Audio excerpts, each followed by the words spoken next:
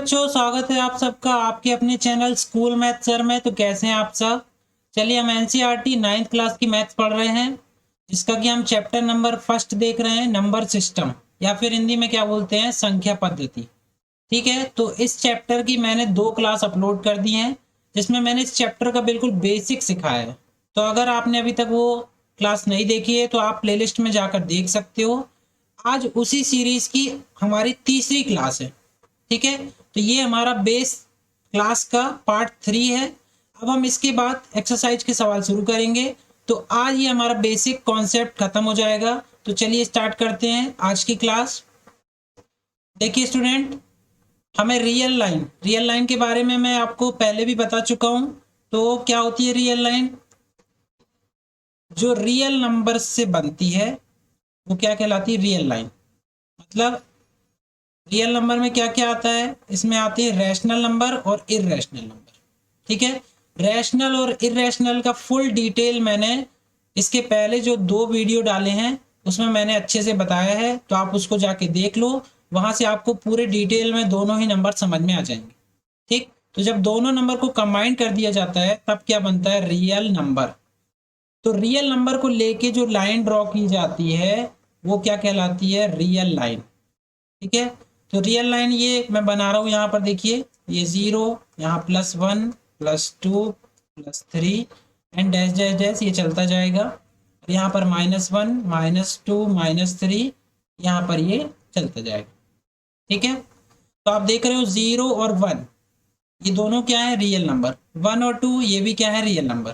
ठीक है, अच्छा, 0 क्या है? रैशनल नंबर भी है। क्यों? 0/1 हम लिख सकते हैं क्योंकि रैशनल नंबर कैसा होता है? p/q के फॉर्म का होता है, जहां p और q कहाँ बिलोंग करते हैं? इंटीजर में। ठीक, और एक कंडीशन और क्या होती है? q is not equal to 0 होना चाहिए। तो हम किसी भी नंबर के बट्टे में क्या लगा सकते हैं? 1।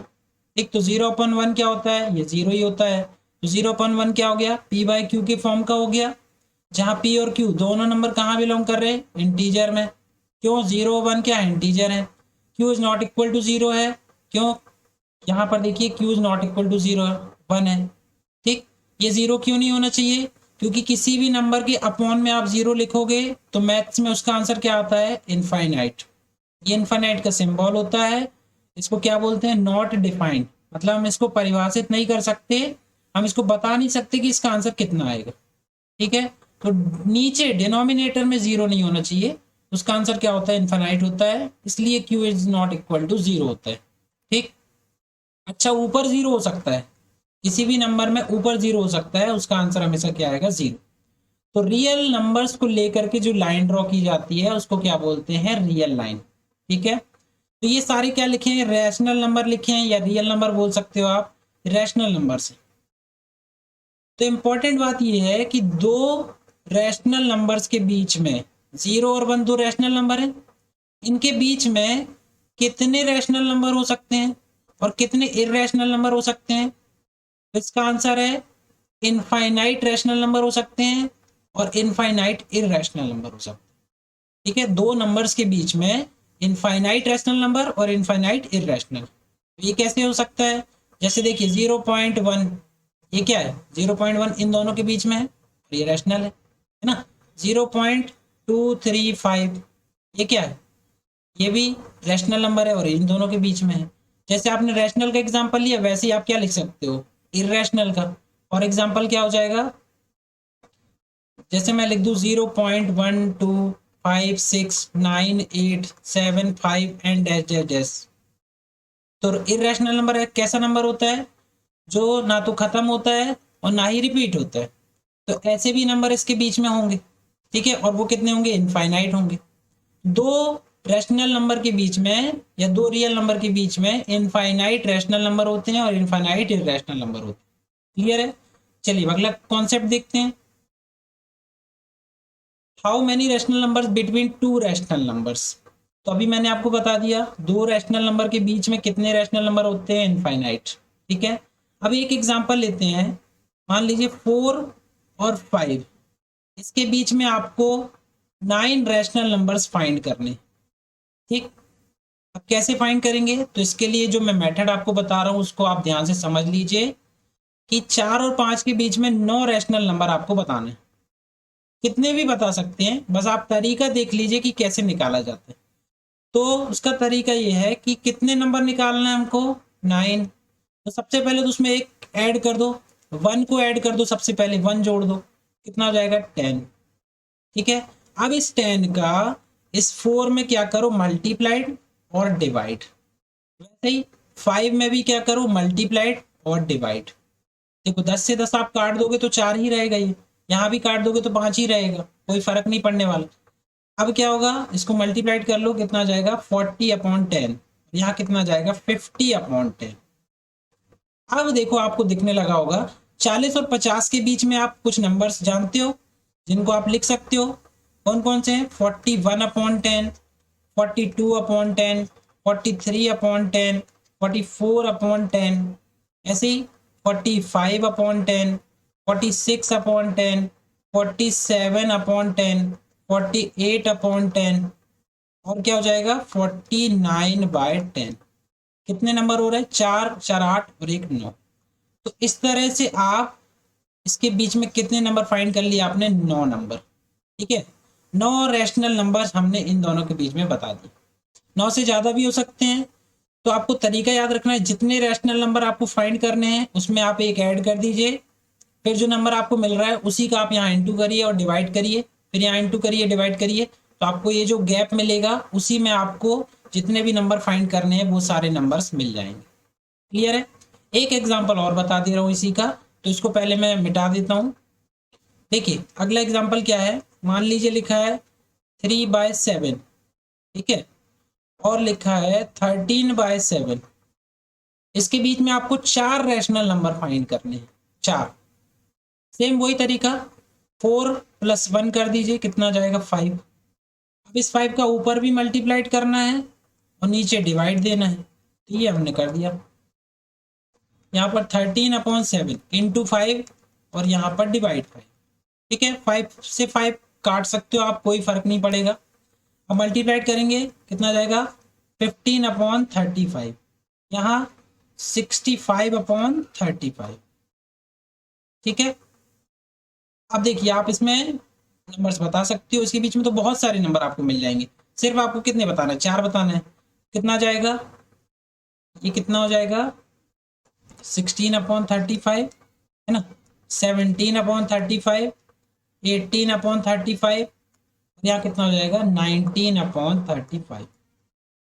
ठीक है, इसके बीच में आपने 4 रैशनल नंबर फाइंड करना था, तो हमने 4 ये रैशनल नंबर फाइंड कर लिए। ठीक है, इससे ज़्यादा भी आप बता सकते हो, क्योंकि बहुत ज़्यादा 15 से लेके 65 तक के नंबर होंगे आपके पास, तो जितने आपको लिखना है उतने नंबर आप फाइंड कर सकते हो। ठीक है, ये नंबर्स को फाइंड करने का बहुत अच्छा मेथड है, आप इसको बहुत अच्छे से नोट कर लीजिए और बहुत अच्छे से इसको प्रैक्टिस करिए। ठीक है, चलिए अब अगला कॉन्सेप्ट देखते हैं। अब देखिए दोस्तों, अब हमें इर्रेशनल नंबर के बारे में पढ़ना है। ठीक, तो इर्रेशनल नंबर कैसे नंबर्स होते हैं, जो ना तो टर्मिनेट होते हैं, नॉन टर्मिनेटिंग, ठीक है, और non repeating. Non terminate, non repeat, ऐसे जो नंबर होते हैं वो क्या होते हैं, इर्रेशनल होते हैं, मतलब जो खत्म भी ना हो और रिपीट भी ना हो। जैसे एग्जांपल लिख दो 1.73245981256 डैश डैश डैश। देखो ना तो इसमें रिपीटेशन होगा ना ये खत्म होगा नंबर। ठीक है, तो ऐसे नंबर क्या कहलाते हैं, इर्रेशनल। और एग्जांपल क्या हो सकते हैं, non perfect, non perfect root, जो जिनके रूट परफेक्ट नहीं होते हैं वो भी क्या होते हैं, सारे इर्रेशनल नंबर होते हैं। फॉर एग्जांपल जो आपके सामने लिखा है √2। अब इसी √2 को हमें क्या करना है, नंबर लाइन, मतलब जो रियल लाइन है, जो अभी मैंने आपको बताया रियल लाइन, उसमें हमें इसकी वैल्यू को शो करना है, ये नंबर लाइन में कहां पर आएगा। ठीक है, तो चलिए इस कॉन्सेप्ट को सीखते हैं। √2 को हम नंबर लाइन में या रियल लाइन में कैसे बनाएंगे। ठीक, तो इतनी होती है 1.414 डैश डैश डैश, ये चलती जाएगी वैल्यू।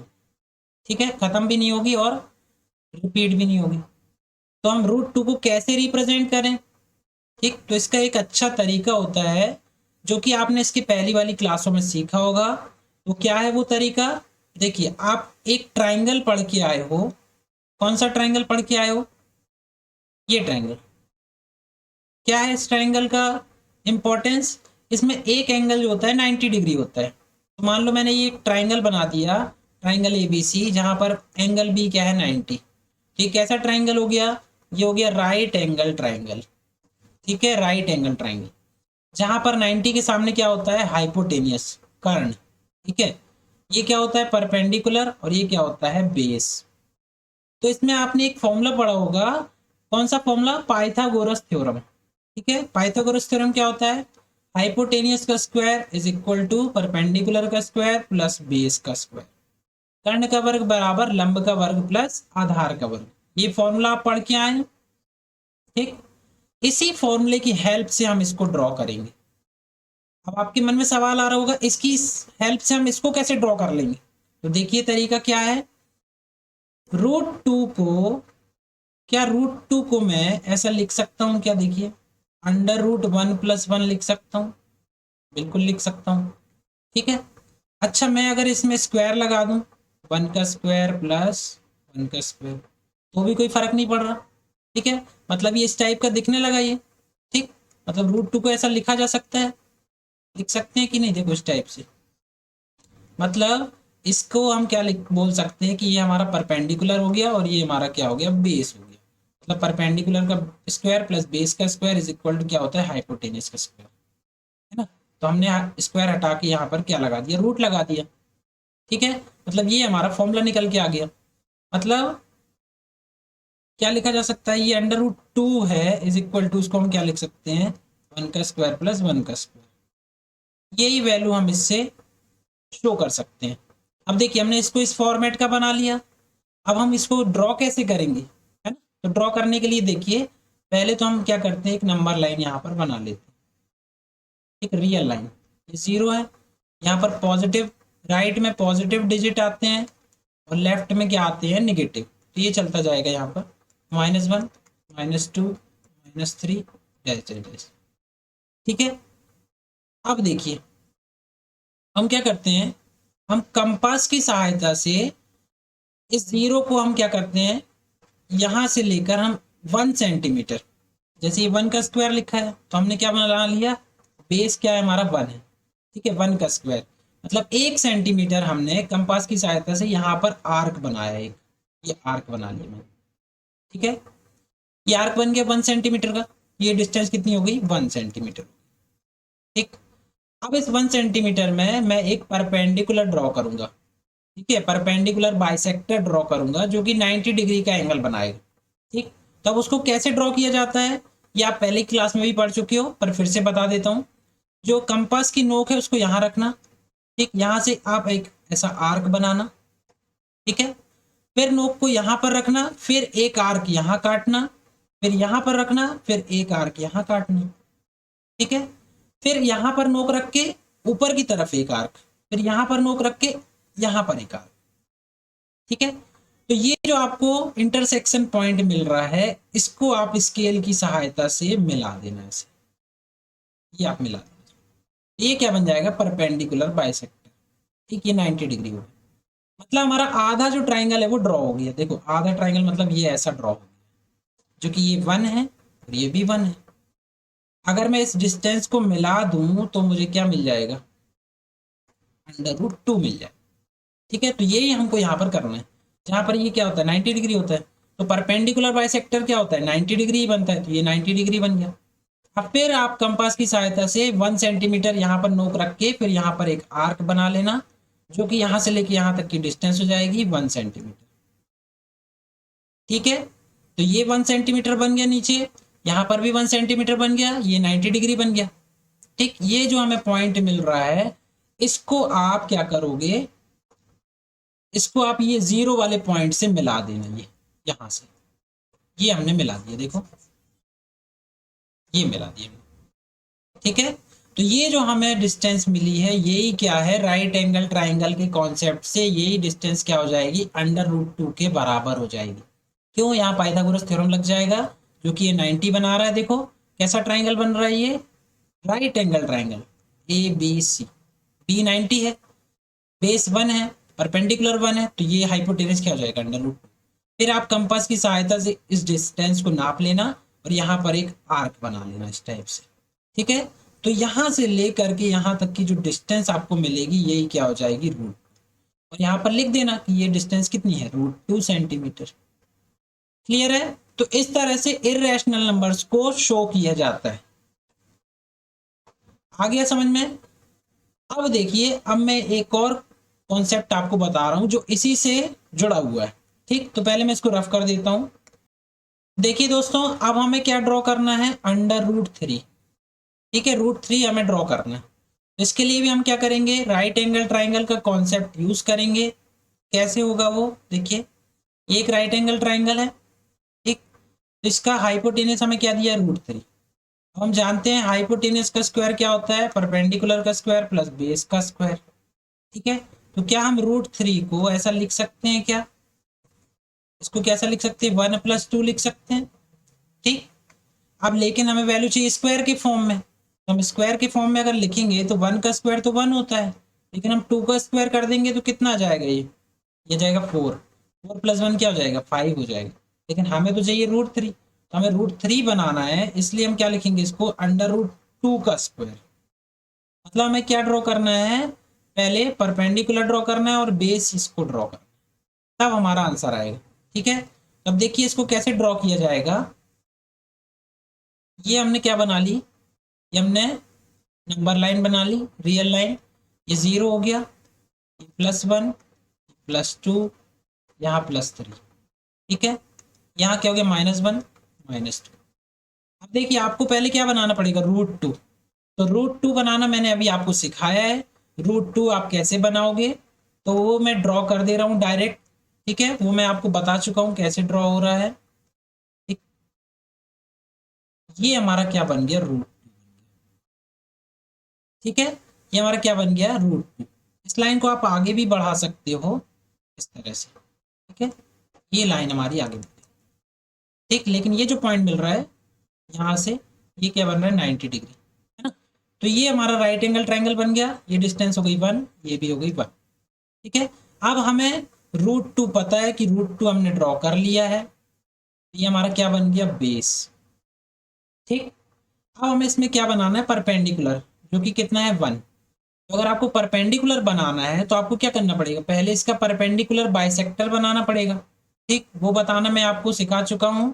ठीक है, देखिए दोस्तों, इसका परपेंडिकुलर बाइसेक्टर खींचने के लिए आपको क्या करना पड़ेगा, इसमें सबसे पहले सेमी सर्किल बनाओ। तो ये बन गया इसका सेमी सर्किल। ठीक है, अब आपको इसका परपेंडिकुलर बाइसेक्टर खींचना है, तो आप इस पॉइंट पे कंपास रखना और यहाँ आर्क बनाना। फिर यहाँ पे कंपास की नोक रखना, फिर यहाँ arc banana.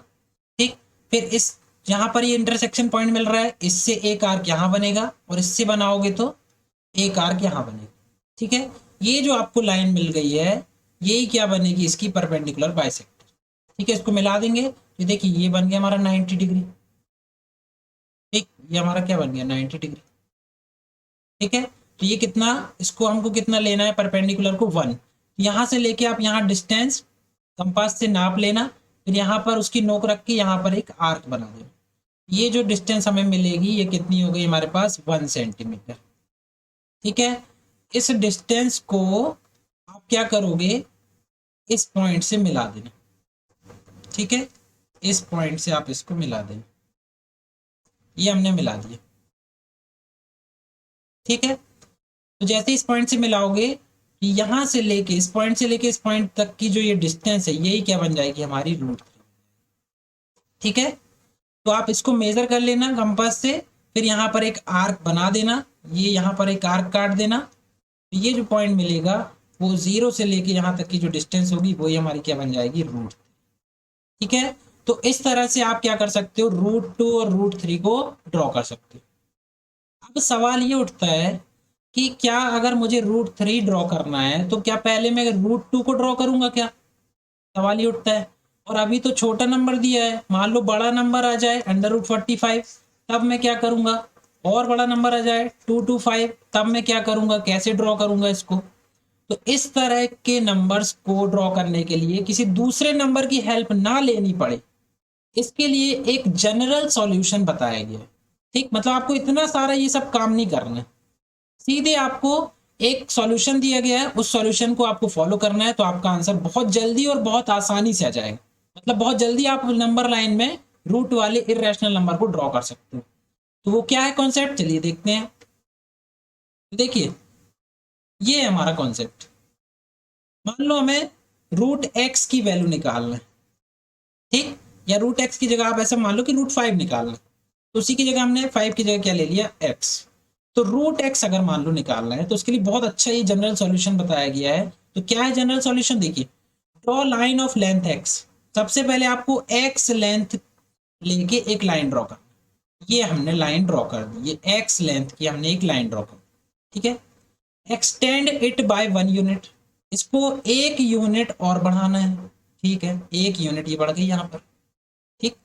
Draw mid point of the length of x plus 1, मतलब ये जो लेंथ मिली है एक्स प्लस 1, इसका मिड पॉइंट बताना है आपको।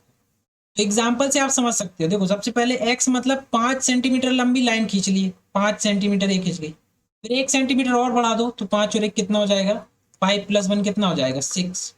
अब इसका मिड पॉइंट लेना है, मतलब डिवाइडेड बाय 2, मतलब कितना आएगा, 3।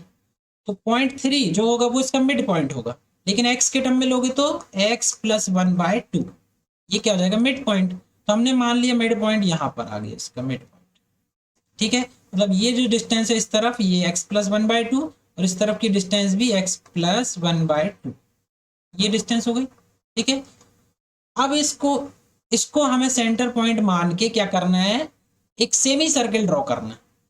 ये क्या है, सेंटर पॉइंट, ठीक, सर्किल बनाना है सेमी सर्किल, इसको सेंटर मान के। तो रेडियस क्या हो जाएगी, एक्स प्लस 1/2, मतलब अगर 5 लेते तो रेडियस क्या हो जाती, 3। इसको लेके हमने एक सेमी सर्किल ड्रॉ कर दिया, देखो ये सेमी सर्किल बना है हमारा, ये बन गया हमारा सेमी सर्किल, ठीक है। Draw a circle of radius x plus 1/2, ये सर्किल ड्रॉ हो गया। अब ये जो पॉइंट आपने लिया था जहां पर ये एक्स खत्म हो रहा था, यहां से एक लाइन ड्रॉ करना है जो परपेंडिकुलर होना चाहिए, ये परपेंडिकुलर लाइन ड्रॉ। ये सर्किल को जिस लेंथ पर या जिस पॉइंट पर काटेगी, और यहां से लेके यहां तक की जो डिस्टेंस होगी, वो ही क्या होगी, हमारी अंडर रूट एक्स होगी। बस इसको कंपास से नाप के, और आपको क्या करना है, नंबर लाइन में इसका आर्क बना देना, बस हो गया ड्रॉ, ठीक है। अब ये होता कैसे है, रूट एक्स ये कहाँ से आ गया डायरेक्ट, इसके लिए देखो मैं आपको कॉन्सेप्ट बता रहा हूँ। सबसे पहले तो ये जो आप खींच रहे हो ये क्या है, परपेंडिकुलर है, 90 डिग्री बना रहा है, ठीक। इसको हमने क्या किया, इसके मिड पॉइंट से सर्किल के सेंटर पॉइंट से इसको मिला, ठीक है। अब इसको नाम दे देते हैं, है ना, ये नाम हो गया, अलग कलर से नाम दे दे रहे हैं, ये हो गया ए, ठीक, ये हो गया बी, सी, ये डी, और इसको दे दिए ओ, ठीक है। ये क्या हो गया, देखो आप ट्राइंगल जो है डी बी ओ, ये क्या हो गया, राइट एंगल ट्राइंगल हो गया, ठीक, राइट एंगल ट्राइंगल हो गया ये। अब हम इसमें क्या करते हैं, पाइथागोरस थ्योरम लगा देते हैं, ठीक। तो इसका हाइपोटेनस क्या है, डी ओ, परपेंडिकुलर ये है और बेस ये है ना। तो हाइपोटेनस का स्क्वायर बराबर क्या होता है, परपेंडिकुलर का स्क्वायर प्लस बेस का स्क्वायर।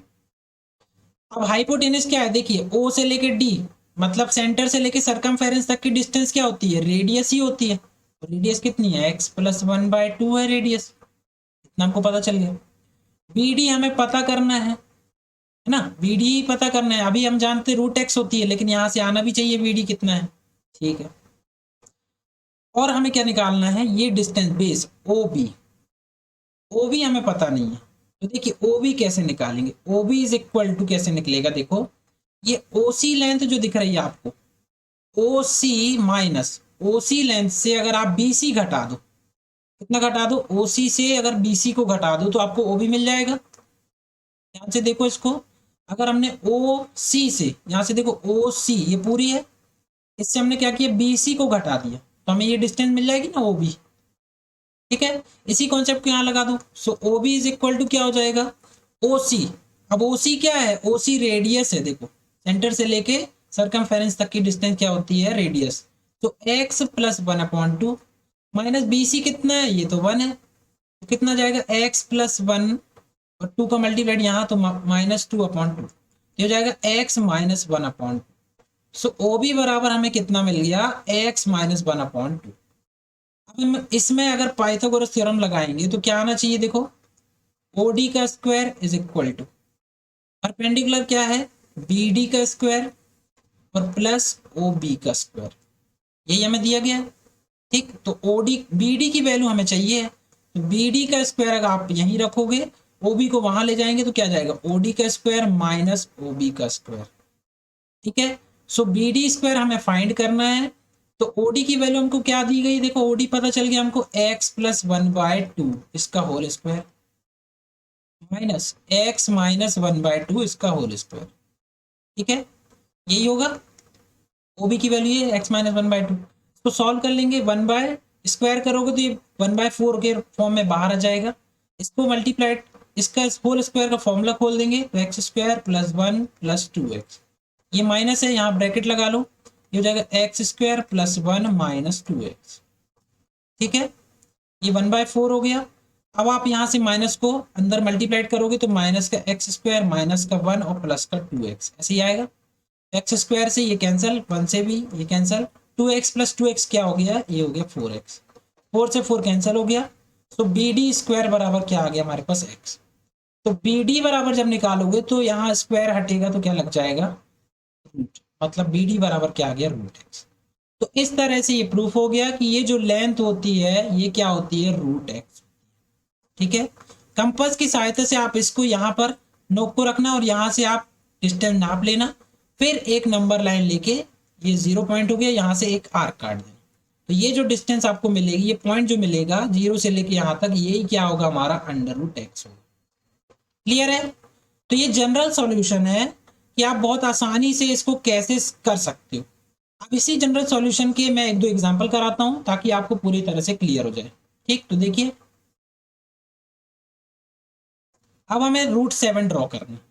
ठीक है, तो सबसे पहले मैंने क्या बोला कि ये जो है फॉर्म ये अंडर रूट एक्स का है, तो सबसे पहले क्या बोला, एक्स ड्रॉ कर लो आप, एक्स लेंथ, मतलब एक्स की जगह कितना दिया 7, तो हमने क्या किया, ये 7 सेंटीमीटर लेना है या जो भी लेना है आपको यूनिट, ये हमने ड्रॉ कर ली 7।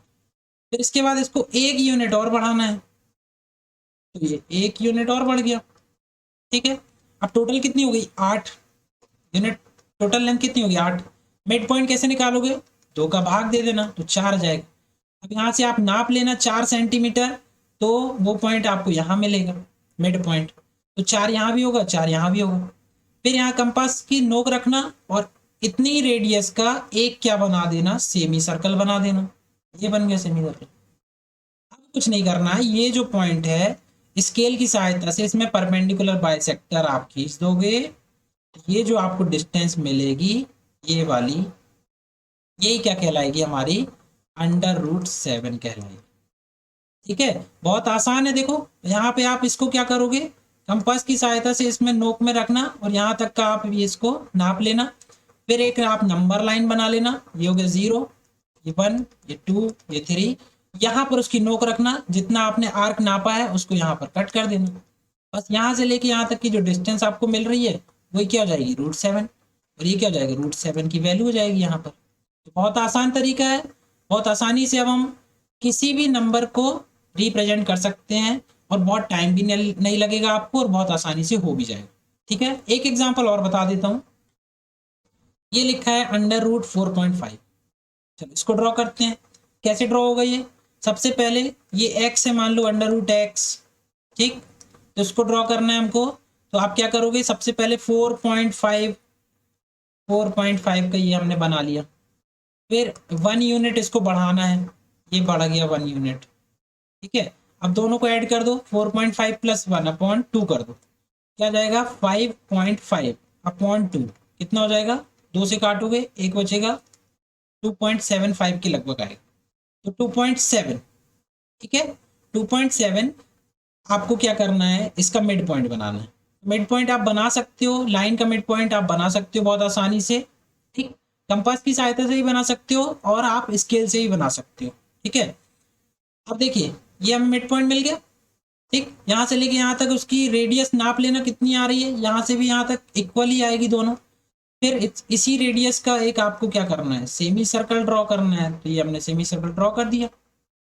ठीक है, जैसे ही सेमी सर्कल बन जाता है तो ये जो पॉइंट आपको दिख रहा है यहाँ पर स्केल की सहायता से या कंपास की सहायता से एक परपेंडिकुलर बाइसेक्टर आप ड्रॉ कर लेना। ये जो आपको लेंथ मिल रही है यहाँ से लेके यहाँ तक की, ये हमारी क्या हो जाएगी, √4.5। बस आप इसको नाप लेना है ना कंपास से, और फिर यहाँ पर नंबर लाइन ले लेना।